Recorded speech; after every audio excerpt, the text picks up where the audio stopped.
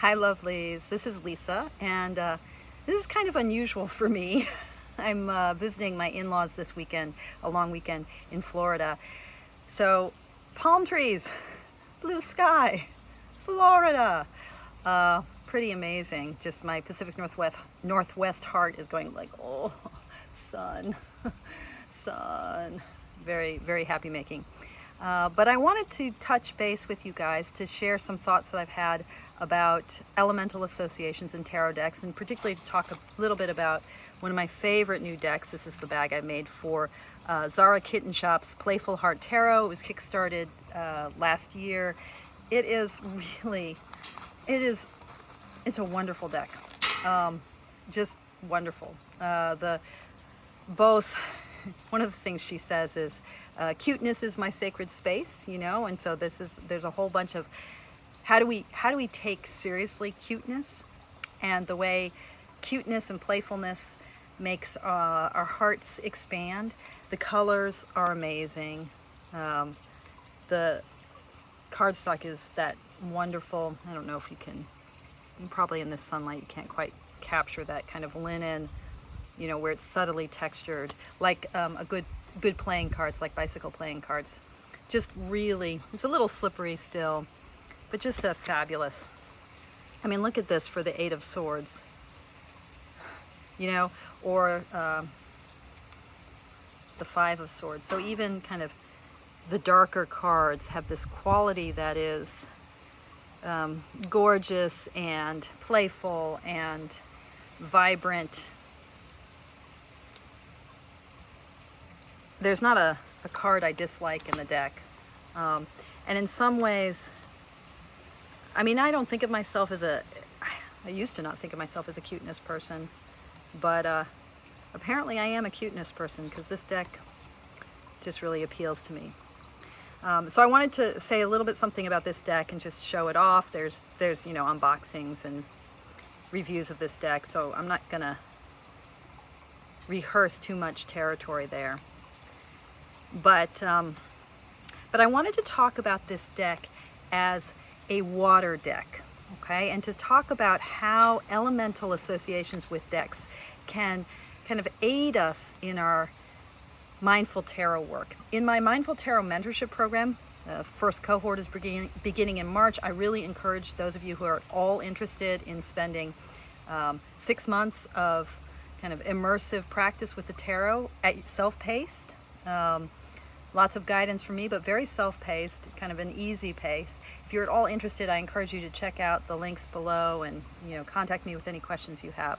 But one of the central kind of ideas for this first cohort of Mindful Tarot mentorship program is to work with the fourfold energies of the tarot. And those are the energies that are embodied most prominently in the minor arcana, right? Earth, air, fire, and water.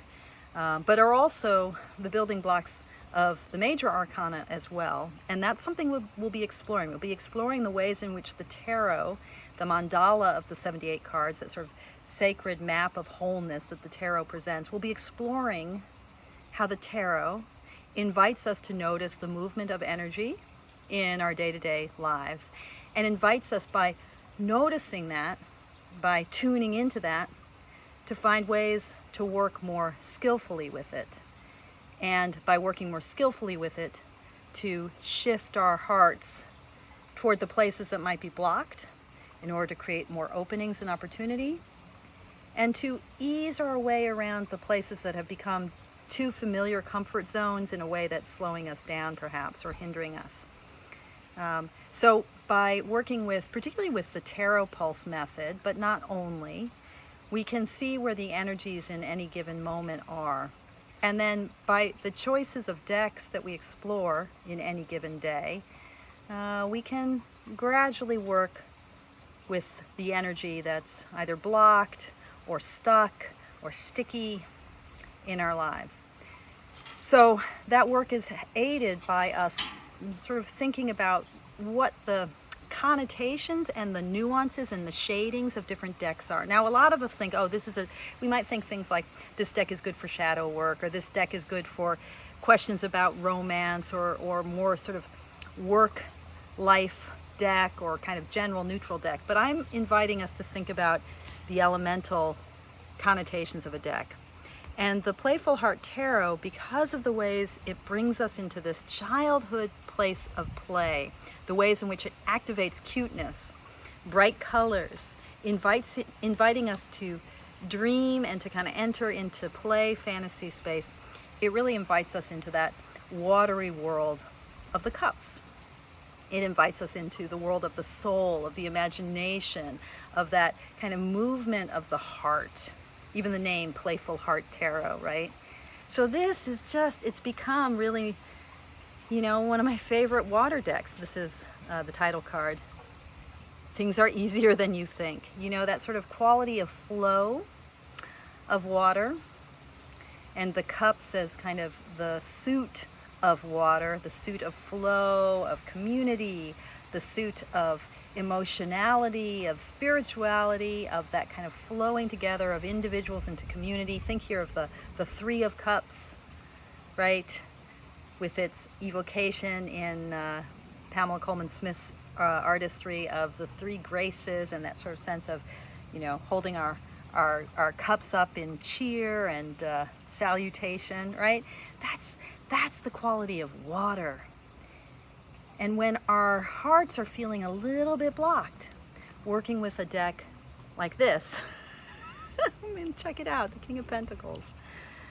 Oh my God, oh, this is one of my favorite cards too, right?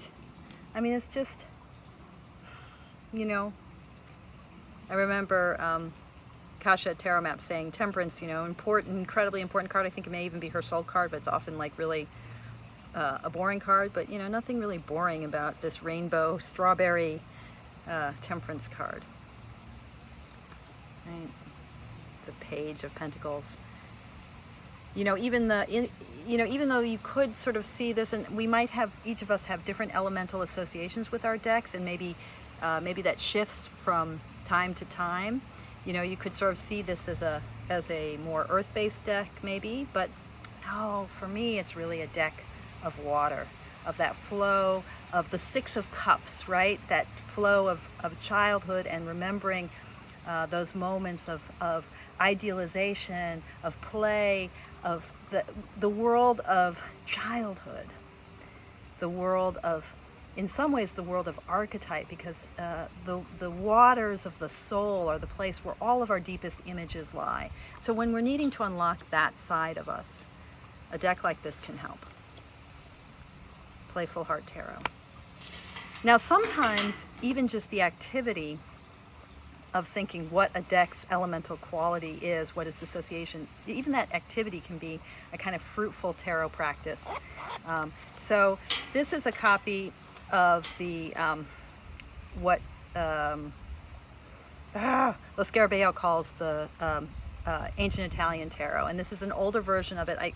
Because I'm traveling, I have limited decks with me, but this is an older version of it, and it's quite a slim rendition of the deck, and has different backs than we're familiar with. If I can, I'll drop in an image of the more common modern printing of this deck. So this is based, I think, on an 1885 version of the Della Rocco Sopraffina deck. Anyway, so you know, I love this deck. I've had many good readings with it. I love this little slim version of it. The bag that I've made for it has the tower. It's one of my favorite depictions of the tower in this deck.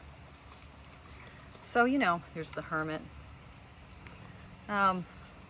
The wands look like pen quills, so, you know, pens, fountain pens.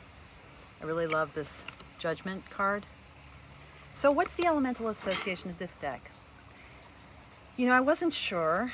I've been thinking, it's sort of, the colors are kind of earthy. Does that determine it as being an earth deck? Is this a deck that feels to me like it tilts toward the pentacles, the qualities of the pentacles, the qualities of earth? Or does this feel to me more like almost a fire deck? And I really wasn't sure. So, you know, playing with that and asking ourselves that, and then asking the deck, you know, so saying to the deck, are you earth or fire? And picking a card. So I got the Six of Pentacles. Now it's a card that speaks such balance, right? Such balance. Obviously it's a Pentacles, so I could say, oh, well, clearly it's Earth because I picked a card from the Earth suit. But let's say I'd gotten a less balanced card in the Pentacles. Let's say I'd gotten the Five. I might have a different reaction. But now the Six of Pentacles is really saying to me, yes, yes, this is an Earth deck. And just to test that,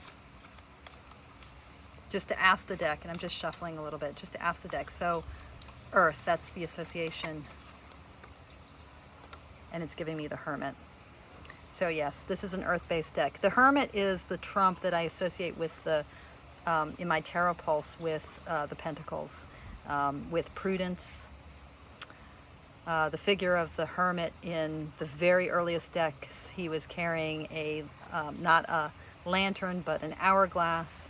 And there's a sense of the passage of time and time-based processes, so natural processes, and that sort of willingness to live in a world of slow and steady contemplation of the world as it unfolds naturally.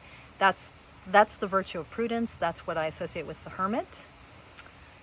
And that's what in my Tarot Pulse reading I associate with the Earth. So the deck is telling me, yeah, Earth-based. So in typifying our decks for one elemental association or the other, just allowing ourselves to be a little bit intuitive with that, and then to ask the deck itself, what are you? Are you this, or are you that? And then if you're still not sure from what you've plucked, asking again, asking for clarification. I'm a big believer in asking the cards to help me read them, to using the cards themselves as the greatest tool for interpretation. Okay, so I think that's all I wanted to share today. So here I am in beautiful sunny Florida, appreciating the blue and the sun. You can hear the water behind me maybe. And just saying, you know, this diving into the energies of tarot, using our decks to help us do that work. That's part of the process that I'm going to be exploring more deeply in this first cohort of the Mindful Tarot Mentorship Program. If you're at all interested in the program, it's a 6-month program. It is also self-paced, so meaty and lots of chance for diving in deeply, but also it's designed deliberately with the realization that people have lives and might not always be able to bring the same level of commitment to work. But this ongoing 6-month mentorship program with lots of individualized guidance from me, with weekly videos that you can watch at your own pace and at your own time, with prompts for further work, with explorations through one-on-one readings with me and interactions with other members of the cohort. If you're all interested, I invite you to click below on one of the links or to send me an email at lisa@mindfultarot.org, Mindful Tarot, all one word. The first cohort will begin in March, so we've got a few weeks yet. Okay, blessings to you all, and as always, thank you so much for your practice.